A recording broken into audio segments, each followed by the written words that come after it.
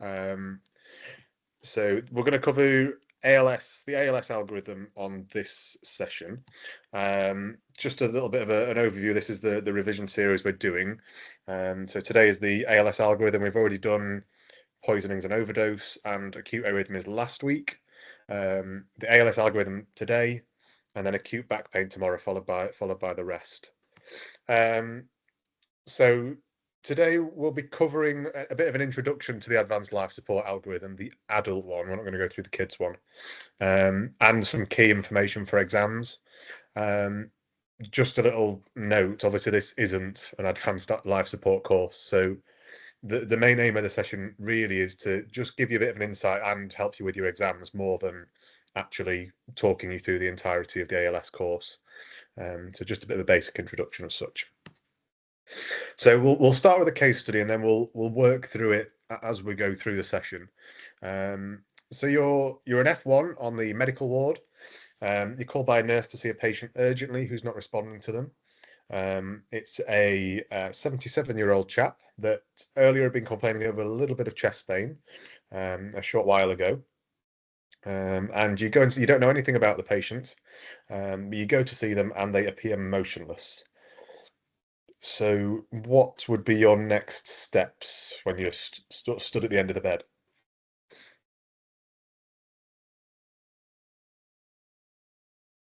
Sorry, Cameron, the slides are not moving. Are they not? No. Okay, hang on. Let me try and share my window again.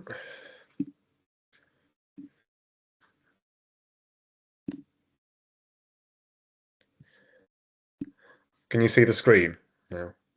Yeah, we can see your screen. And this one? That's in the presenter view, yeah. And the slides are moving. Yeah. Brilliant. So if you just have a little look at the case study, just think about what your next steps would be from the case study. You just stood at the end of the bed and you've got this motionless patient laying in the bed. What are you going to do? An A to E? Yep, start with an A to E, definitely. I'd probably pull the crash buzzer as well, personally.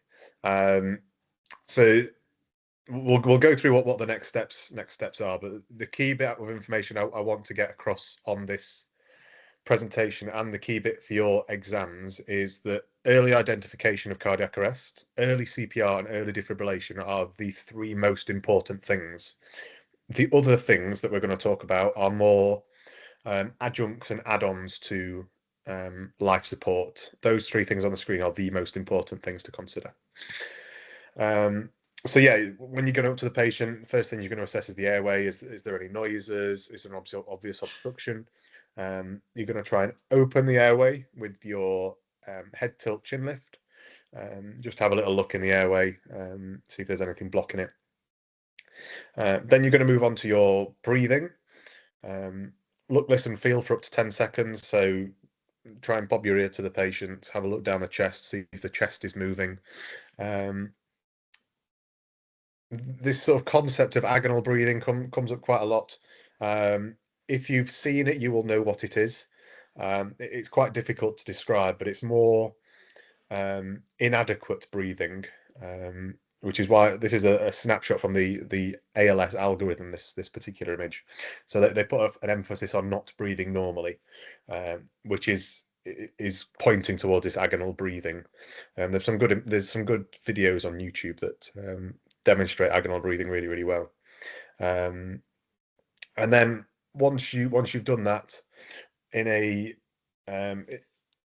sort of hospital situation or pre-hospital situation, if you're sort of ALS trained and you've done lots of cardiac arrests, you'll more than likely check for a pulse as well.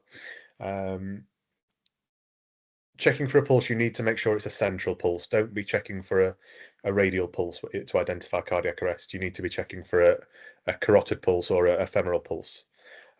If the patient is unresponsive, not breathing normally, doesn't have a pulse, then by definition they're in cardiac arrest. So you identify you identify cardiac arrest because there's no central pulse, the patient isn't breathing. So your next steps are going to be putting a double two Carl out. from a practical sense, when you finish med school, more than likely somebody else will do this for you, and you will stay with the patient. But if you ever have to do this, the only things you need to say when you put the 222 out is cardiac arrest and the location of where you are. So, look, cardiac arrest, AMU, for example. You're going to start CPR at a rate of 30 to 2, and we'll go through that shortly. And obviously get the crash trolley and attach the defibrillator. So this is really, really important in cardiac arrest. It's not just about jumping on the chest and putting the pads on and cracking on. There's a lot more to it, and there's lots of roles that can be given during the arrest, particularly when you get more help. You will have a team leader that will generally stand at the end of the bed and not touch the patient once. This is so they've got a good bandwidth. They can have a good think about what's going on with the patient and have a broad overview of everything that's happening from the defibrillator, etc.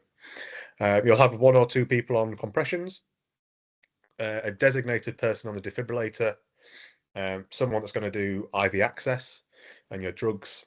You're going to have a scribe and then a runner. This is in a perfect, ideal situation when you've got loads and loads of people there that can do individual jobs. In reality, it's not like that. You may have someone on the airway, someone doing compressions and defibrillation, and another person on IV access. There can be a little bit of an amalgamation of tasks, but in an ideal world, you'll have separate tasks for each individual. So this is a summary of the advanced life support algorithm that the Resource Council have got. So you're going to start your CPR, attach the defibrillator. As soon as the defibrillator is attached, you're going to assess for a rhythm, and we'll go through defibrillation shortly. If the rhythm is shockable, so that's ventricular fibrillation or pulseless VT, then you'll administer a shock and repeat the cycle. If there is a non-shockable rhythm, so you've got pulseless electrical activity or asystole, you will continue with CPR and give some adrenaline as well, which we'll go through shortly. So you've attached the defibrillator and you've got this rhythm on the screen. What's everybody's thoughts on this one?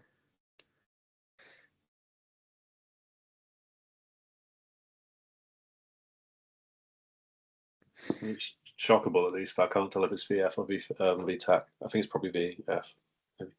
Yes, it's VF. Absolutely, it's VF. There's no pattern to it really. It's very wavy. It's all over the place.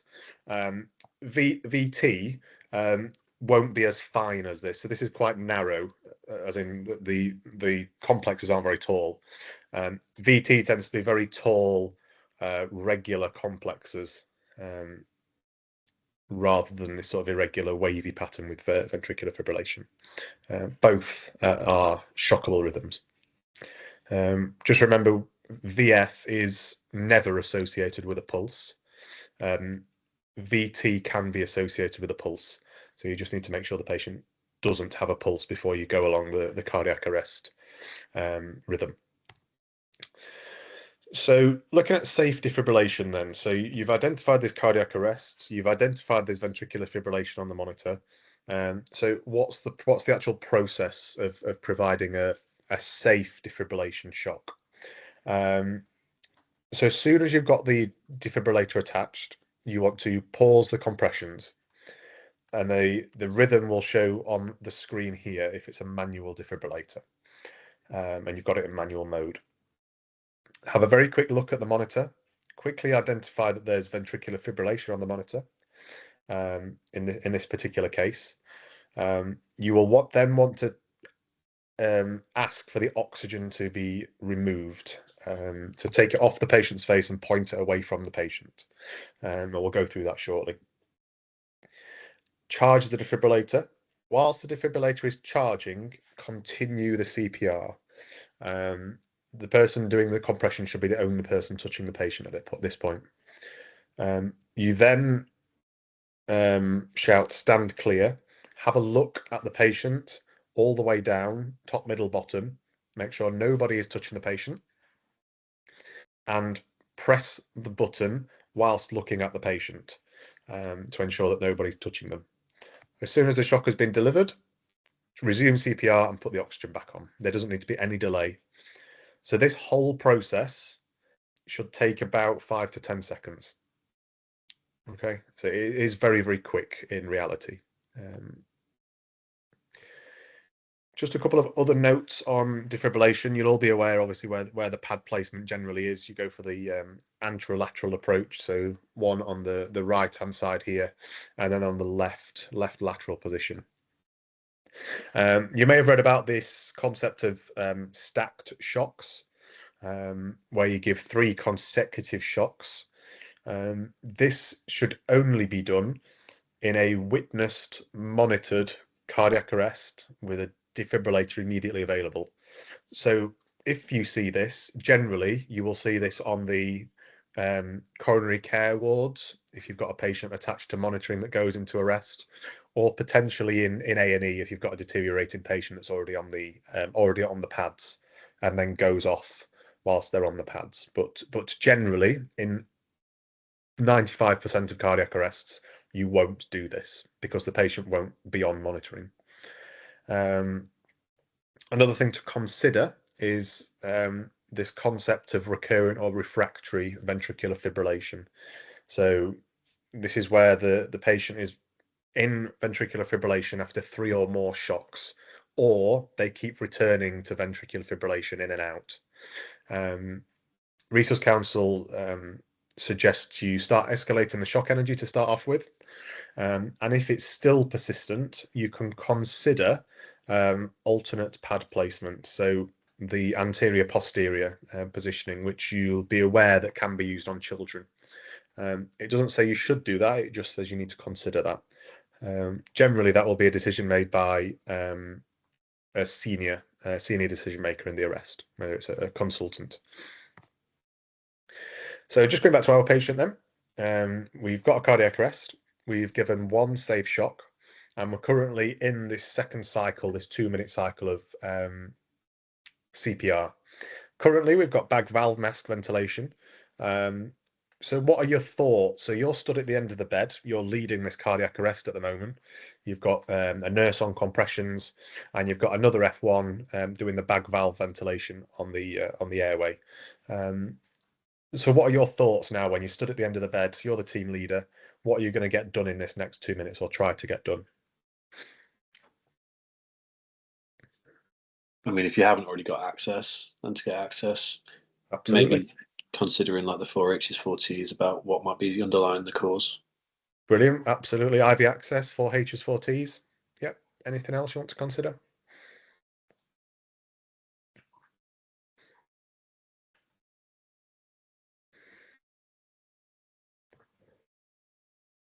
Drawing up the medications you might be wanting to give. Drugs. Yeah, absolutely. Prepping for some drugs. I think that's thinking more down the line, but making sure that the patient is going to be transferred to ICU of this, because you need to think about long-term airway access. Absolutely. Making some arrangements for care after the arrest if they survive. Absolutely. You mentioned airway. What else could you consider? The patient's just got bag valve mask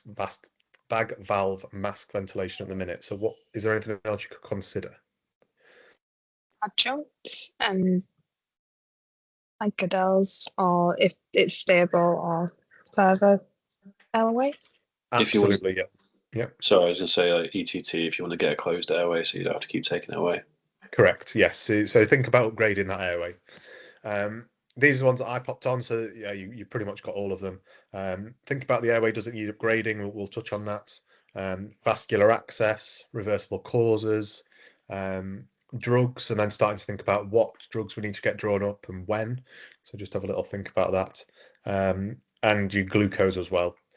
Is there anything else you want to get from the patient whilst you're getting vascular access? Blood gas. Blood gas, absolutely, really, really important in cardiac arrest because it sort of comes into this reversible causes concept. The blood gas is really, really important. So yeah, these are the things you need to consider during your cardiac arrest. Carolina, I think you mentioned a Goodell airway as well, which is absolutely something you can consider in the first instance. If you've got just a bag valve mask, definitely try and put a Goodell in to start with. If I'm honest, if you have an eye gel available, just put an eye gel in rather than going to a Goodell and then going to an eye gel. I would just put an eye gel in first. They're very, very easy to put in if you've not put one in before. You just slide them in and they sit in the airway. The way they work with the eye gels is that this bit here sits right on the top of the larynx, and the gel just molds around the airway as soon as it feels the temperature of the airway, and creates quite a good seal. And then your bag valve here can be attached to the top of the eye gel, and you can continue to do your ventilations through that. Obviously, on the right hand side, this is an ET tube. So if you've got somebody that's trained to put an ET tube in, this is the best airway to have, because this is where the cuff is inflated below the cord. So this is more of a definitive airway.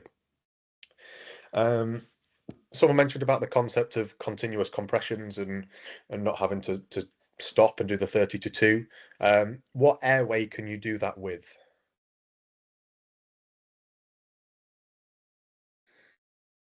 Would that be an ETT?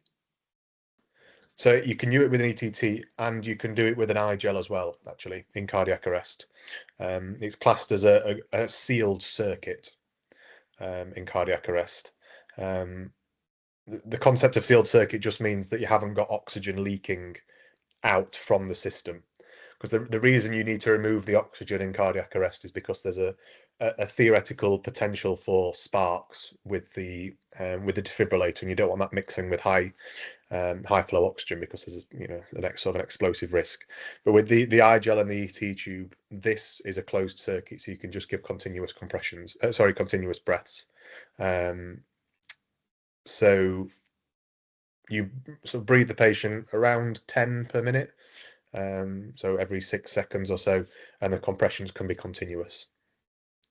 What monitoring should we attach to the patient as well once we've got a good airway in place?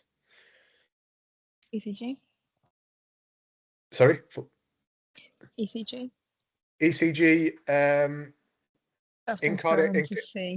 in cardiac arrest, probably not. It wouldn't be very useful like a 12-lead ECG in a cardiac arrest. Do you want an end-tidal CO2? End-tidal CO2 is the one I was going for, yeah. You want to try and get a really good end-tidal CO2 trace. What's the point of end-tidal CO2? What does it show us? Why do we use it? Correct placement. So you're not in the esophagus. Yeah. I think it can also show position if you've got like a sloping top, like the part of the trace can sort of suggest if you're in like the right bronchus rather than in the carina. Yeah. Yeah, those are the two very, very good reasons. There's a couple more which we'll touch on, but EtCO2 is really, really important. So essentially, it's just the partial pressure of oxygen expired at the end of end of expiration. So the end tidal CO2 on this image is this here, right on this waveform. That's the value for the end tidal CO2. So you've got expiration, and then coming towards the end of expiration, that there is the end tidal CO2. Then this is inspiration, and then expiration again. Generally, a normal EtCO2 is around 3.5 to 4-ish, or 40 in this graph, 3.5 to 4. You mentioned about confirming tube placement, correct? You will get an EtCO2 trace if the tube is in the correct place. It will be a lot smaller than a normal trace because you haven't got enough, you haven't got normal ventilation. it'll be around 1 to 2 in an ideal world. It also assesses the quality of the CPR. The better the CPR, the higher the CO2 trace. So with very, very good CPR, the CO2 will be around 2-ish. ROSC, if you get a sudden spike, sudden rise in the EtCO2, that's an indicator that there's a return of spontaneous circulation. If it suddenly goes from 2, then we're going up to 4, potentially the ventilation has improved and you've potentially got ROSC. Also, the Resource Council suggests using EtCO2 to look at terminating CPR, but not using this to decide that alone. There's some evidence to suggest that if you've got a persistently low EtCO2 of less than 1, the outcomes are very poor compared to a higher EtCO2. But that shouldn't be the only factor that you look at when deciding to stop CPR. Okay, so looking at vascular access that we mentioned, so getting some bloods. The blood gas is the main one because obviously the formal blood tests aren't going to be back during the arrest, but the blood gas is really, really important. Drugs and fluids, obviously, through your access, and these are the two main options on the screen. You've got your obvious IV access and your IO access. Has anybody seen an IO get put in, or know where you would put an IO access? What locations have we got? I've not seen it, but I would say that tibia, humeral, heads, and technically sternum. Is that possible? Yes, yeah, those are the three main ones. Sternum less so. I've never seen it, but definitely humeral head and tibia are the main two ones. The humeral head is, in theory, the best one because it's closer to the heart, so the drugs get to the patient quicker, and the flow rate is better than it is through the tibia. However, in a cardiac arrest, there's quite a lot going on up here with the compressions, airway, etc. So it might be quite tricky to get to the humeral head with everything going on. So practicality wise, the tibia might be better. You just have to judge it, to be honest. They are quite easy to put in. You insert the needle through the skin and then drill it, and you'll feel a give as it goes into the bone marrow. Essentially, you take the drill off, remove the needle, and you flush it, and then you can give the drugs through it. So back to our patient. So we've got a cardiac arrest. Your initial rhythm on the monitor was VF. So we shocked the patient and did some CPR for a further 2 minutes. We then did another rhythm check and saw that it was VF. So we've done another shock and done CPR for a further 2 minutes. So at the third rhythm check, we're still in VF. During this time, we've managed to get 2 IV accesses, which is very, very good in a cardiac arrest. And we've got an iGel in, which is ventilating well. So what are the next steps from here? Is this where you just go for adrenaline? Adrenaline, yeah. What dose? How are we going to give the adrenaline? It's 1 in 10,000 IV. Yeah. What's the dose?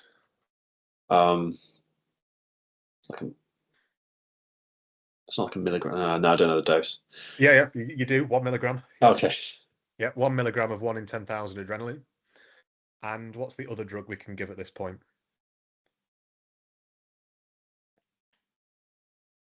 Is it amiodarone, or am I getting that? Amiodarone, absolutely. Do you know the dose of amiodarone? I don't know the dose of that one, no. Okay, well, we'll go through it. So you're right. After the third shock, this is when you need to start thinking about your drugs. This is in the shockable algorithm. The non-shockable is slightly different. The adrenaline, you're right, is 1 milligram. That's 1 in 10,000. So how many mils of adrenaline does that work out at in practicality? So how much are we going to give?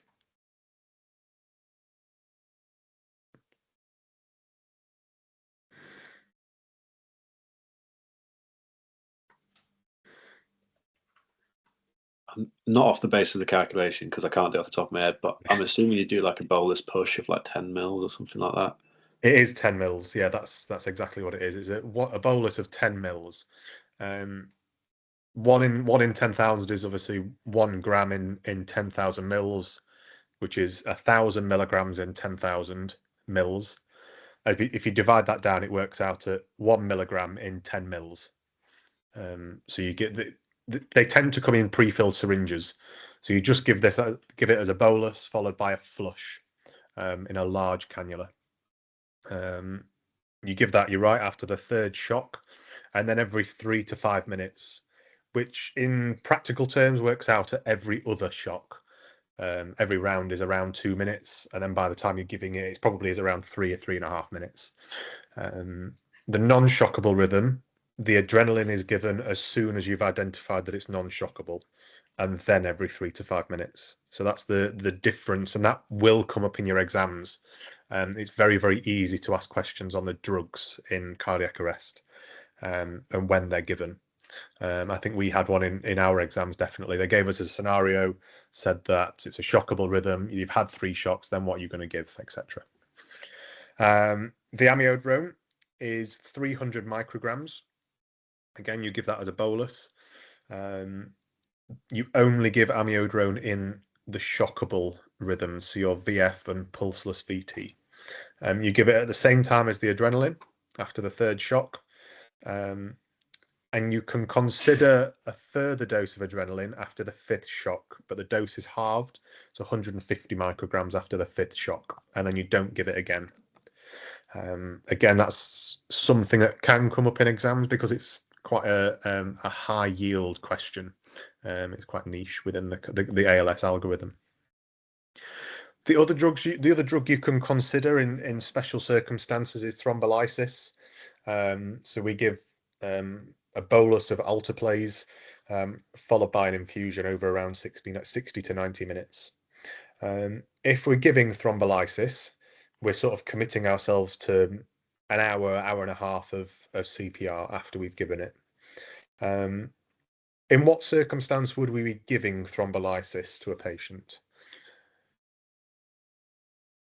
during cardiac arrest? If you're suspecting a PE? Yes, absolutely. If you think PE is the main diagnosis, then that's the indication for thrombolysis. If it's any of the others, obviously it's not going to be useful. Just on that, do you ever use like POCUS in PE, if in that context of cardiac arrest or anything like that, to try and diagnose? Yes, yeah, POCUS can be used in cardiac arrest, generally done by either the ICU team or the A&E team. Can be very useful when you're looking at the reversible causes. Have a little look at the cardiac function. You can have a look to see if there's sort of right ventricular enlargement, which is an indicator that there's a massive PE there. So that can help you with your diagnosis. What I would say with POCUS is don't use it as the sole thing to decide on management. Think about obviously the clinical context as well. But yes, it can be very, very useful. It's also good, or can be used to help with prognostication as well. If there's absolutely no movement of the heart whatsoever on the sort of echo, it can help with deciding to stop. You mentioned the 4 H's, 4 T's. I've just put them on the screen. These are really, really, really important to remember in practical terms, because you need to know it if you're involved in cardiac arrests, and it comes up in exams because it's so easy to examine. Some are more common than others, obviously. The most common one that you will see is obviously thrombus, whether it's from a pulmonary embolism or from a myocardial infarction. by far the most common. The other one's been hypoxia. I've seen one hypoxic cardiac arrest from an asthmatic patient. Again, not very nice. The satural oxygen partial pressure was very, very low. Hypovolemia being the other one. So bleeding, sepsis, potentially. Hypothermic cardiac arrest. We'll be covering hypothermia in a couple of weeks. So we'll cover the niche parts of hypothermic cardiac arrest during that session, because the ALS algorithm does change and adapt slightly in hypothermic arrests. Hyperkalemia, again, another really important one. Really important that you get the blood gas to identify, see if there's hyperkalemia on the gas, because it's very, very easily treatable, the hyperkalemia. Going down the T's, tamponade, again, something that could be identified via the ultrasound. If there's a big sac of fluid in the pericardial cavity, pericardial sac, then could be cardiac tamponade. Tension pneumothorax, again, a clinical diagnosis. You could use ultrasound, but generally I've never seen it used to identify tension pneumothorax and cardiac arrest. Toxins, obviously the obvious one. Have we given any drugs that's caused the arrest, or has the patient taken any drugs that's caused it? So in our patient, then, what's the most likely cause of their cardiac arrest? 77-year-old who had chest pain. Like an MI or some sort of... Absolutely, yeah. Some sort of acute cardiac event, ischemic cardiac event. So going back to the patient, after the third shock, you've noticed that there's a brisk rise in the EtCO2. You can feel a pulse, but the patient still isn't breathing. And the ECG on the screen is what you see, or that's on the rhythm strip. So what would be your next steps?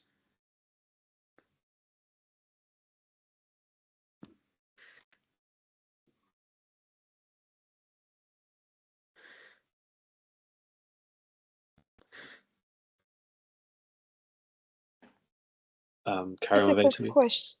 Sorry, Yep. Jake. Just a quick question. Would that anaesthetists be at the scene at this point? Yeah, in an ideal world, yes, you would hope so. I'm assuming you're on about potentially intubating the patient. Basically.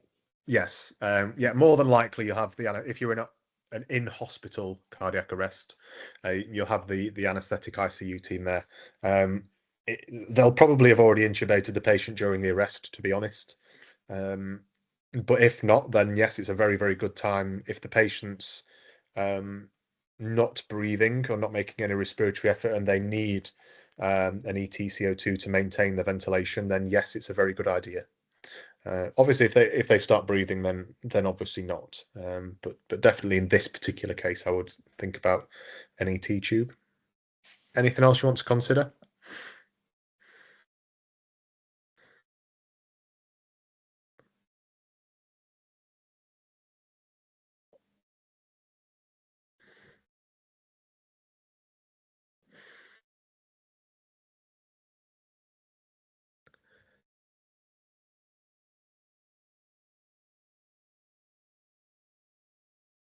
Okay, we'll flick on to the next slide.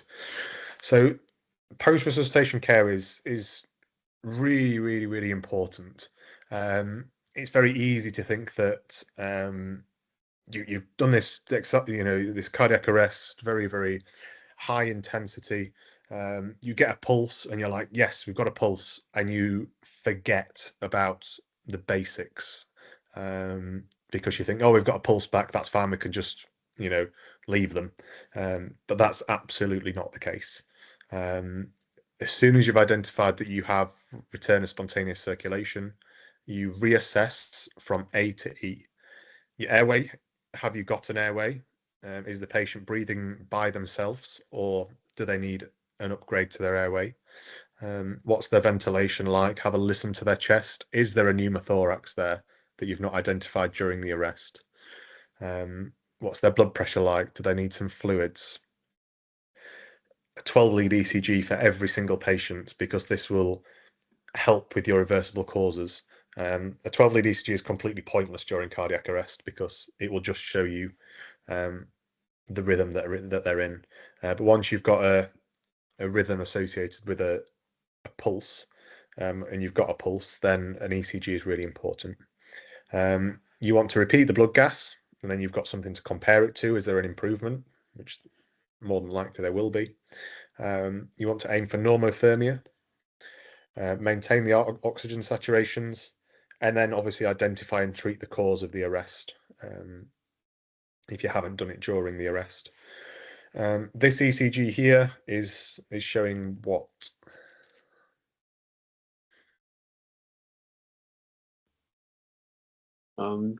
You got a raised ST in V2 to 5, so that anterolateral. Anterolateral, yeah, it's an anterolateral STEMI. The most common presentation in cardiac arrest is a myocardial infarction, obviously. So once you've done all this, you're in the A&E resource room.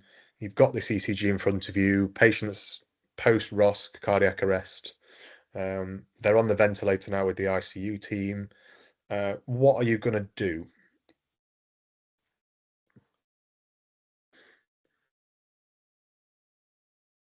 PCI?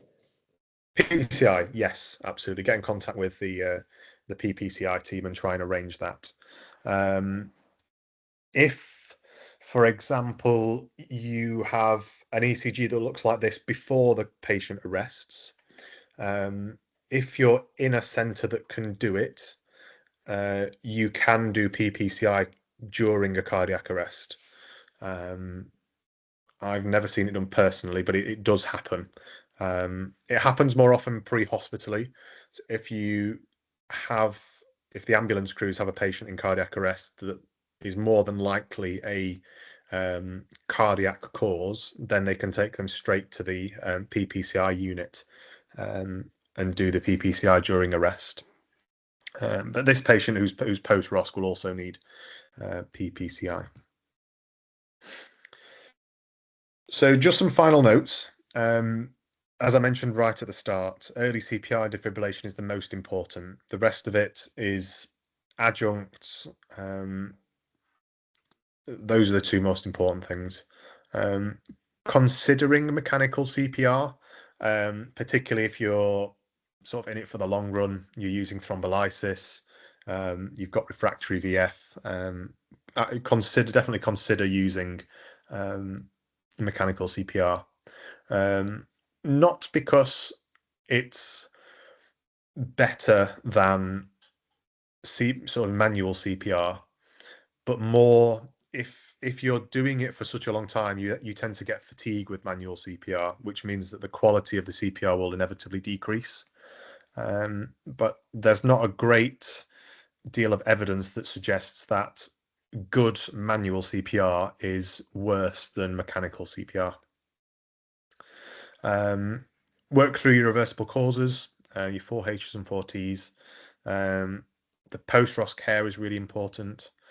And another thing from a practical sense could also come up in your health and society exams as well. Thinking about debriefs. After every arrest, you should have a debrief with the whole team, whether it's a good outcome or a bad outcome when the patient sadly died. You still need to have a debrief. What went well? What could we do better? I've been involved in arrests where the outcome has been bad for the patient and the patient sadly died, but actually the arrest itself went very, very well. Everybody had a role, everybody knew what they were doing, and it just worked seamlessly. I've been involved in other ones where the outcome has been good for a patient, but actually the teamwork wasn't as good. There wasn't much role allocation. It was all a bit messy. So working through that with the team and a debrief afterwards is really, really important.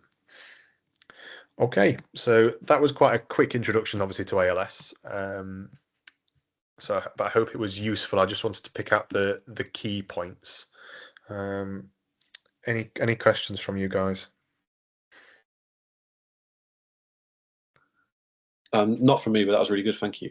No, that's all right. No worries at all.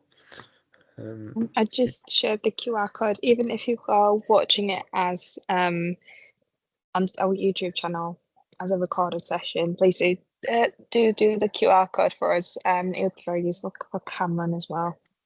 That's great. Thank you very much for that. Super. Thanks, Cameron. Really good session. No, that's all right. No worries at all. I'll see you tomorrow. Yes, see you tomorrow. I think tomorrow Imogen's going to be doing the acute back pain session, but I'll still be on the session. Super. On the session as well. All right. That's great.